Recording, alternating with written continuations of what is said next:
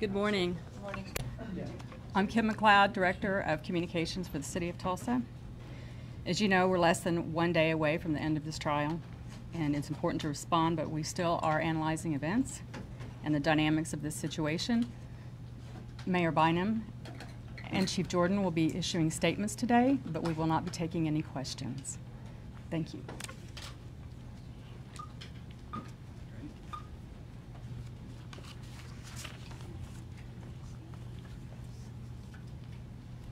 Come on up here.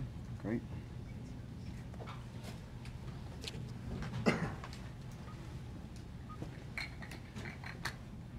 Well, I ran last year because I felt that called to address the moral issue that we face in this community around racial disparity, and could not have expected during the course of that election that we would have come into the situation that we found ourselves in as a city since Mr. Crutcher's shooting.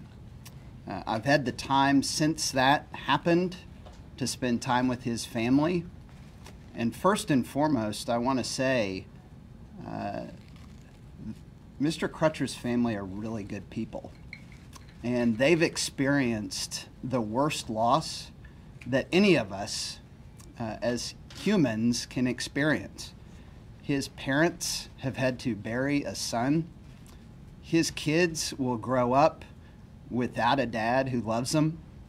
His sister, all of her best memories of her brother will be memories. There will be no more new ones. And so, as a community, we feel great pain for the Crutcher family, as you do for a neighbor who's suffered such an awful loss. We also have to recognize that the men and women of the Tulsa Police Department are good people who put their lives on the line every day to protect the rest of us. Every day, Tulsa police officers put themselves in situations that most of us hope we never find ourselves in at any point in our entire lives. A memorial at the training center here in Tulsa for our police department is a testament to the danger that our police officers face with every call that they respond to and are asked to make quick decisions to defend themselves and to defend us. We have to acknowledge that a divide exists in our city. We can't work to address it until we acknowledge it exists. We have a long way to go as a city when there's a 10-year life expectancy disparity between the most predominantly African American part of our city and the rest of the city. We have a long way to go as a city when one part of our city is synonymous with an entire race.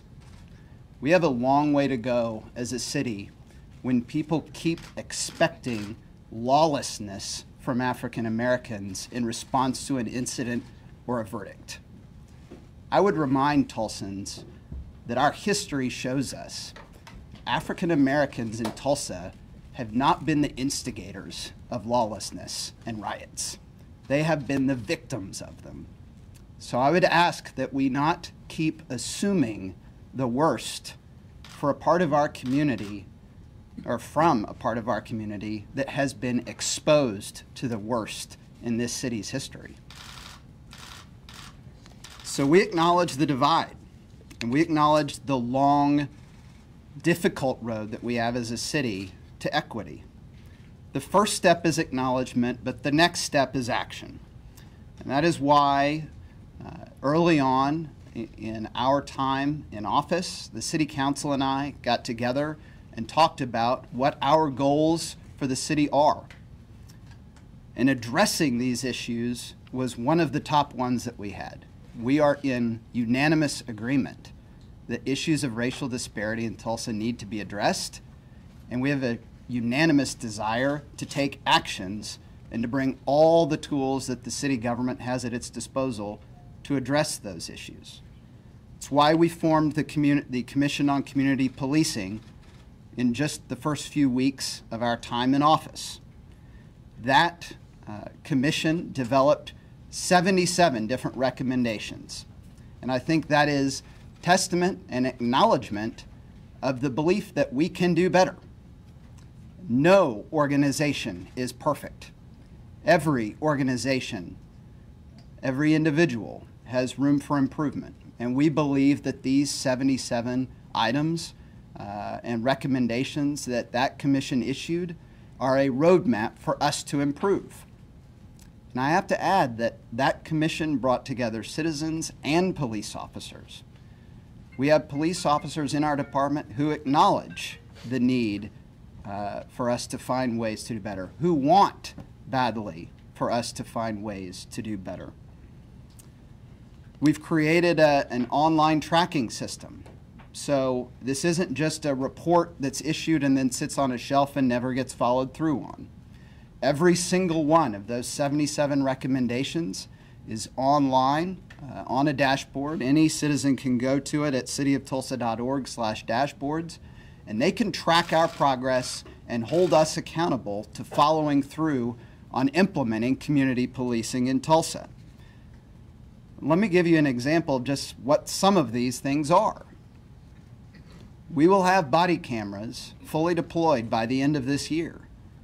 We will have citizen advisory boards established in each of our divisions this summer. The council and I have developed a budget that will fund the largest single-year influx of police officers in the city's history in this coming year, and the purpose of that is to implement community policing. We've also partnered with one of the largest nonprofit charitable foundations in the history of the world, the Rockefeller Foundation, to implement the Resilient Cities program here in Tulsa. Our Chief Resilience Officer, Devon Douglas, is leading that initiative. And that really creates a framework through which we can bring together resources to focus on these issues. Now, there are obviously there are 100 cities around the world that are participants in this program, but they get to pick the issues that they deal with. Some cities deal with economic development.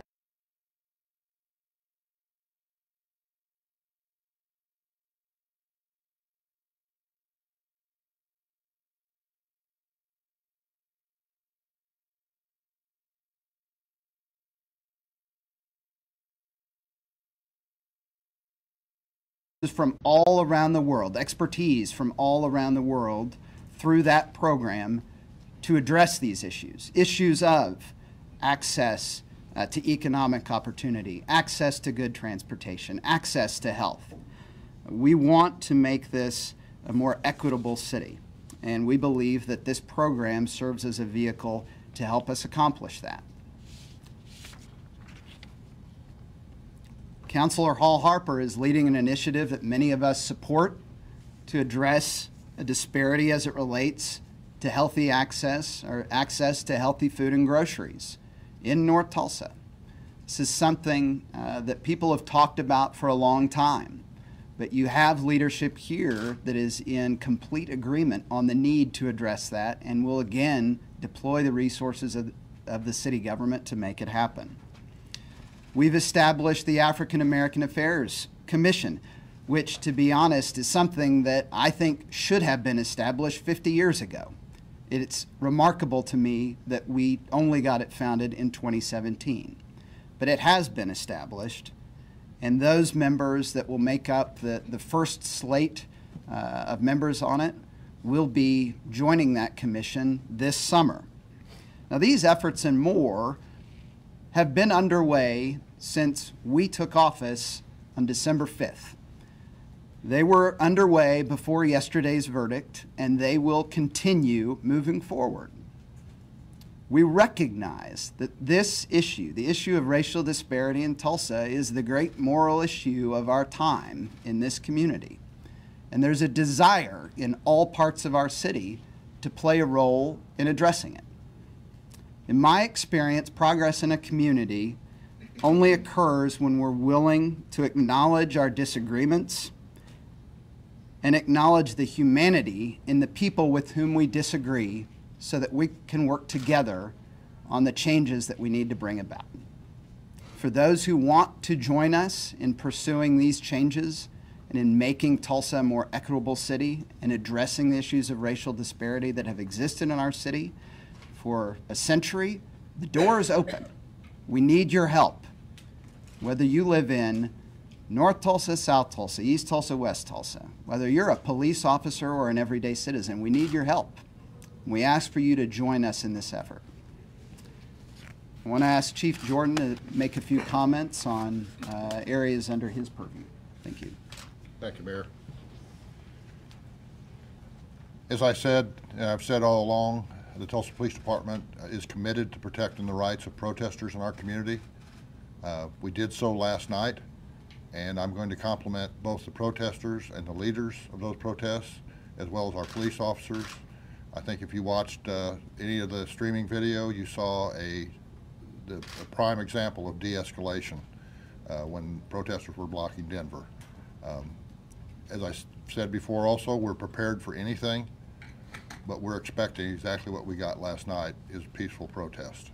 And we will continue to support that absolute right that our citizens have to do so. As far as, I know there's going to be questions about Officer Shelby's employment. That is being analyzed right now as we speak by city human resources as well as police human resources and the legal department. And there should be some result come out of that in the very near future. Community policing, we are not going to let any event, we're not going to let any protest or even any other event deter us from our goal of community policing. We have a Tulsa Police Department that is absolutely committed to being one with our community. We're going to continue to make efforts to do that. As we get more people, we will do it even better. We know we've had failings. We understand that, and we're committed absolutely to making a better relationship where we ensure trust and we ensure cooperation with our community. And I hope everybody in this room and everybody who's watching this particular press conference is on board with that, because we're ready to move forward and we're ready to have you with us. So, thank you.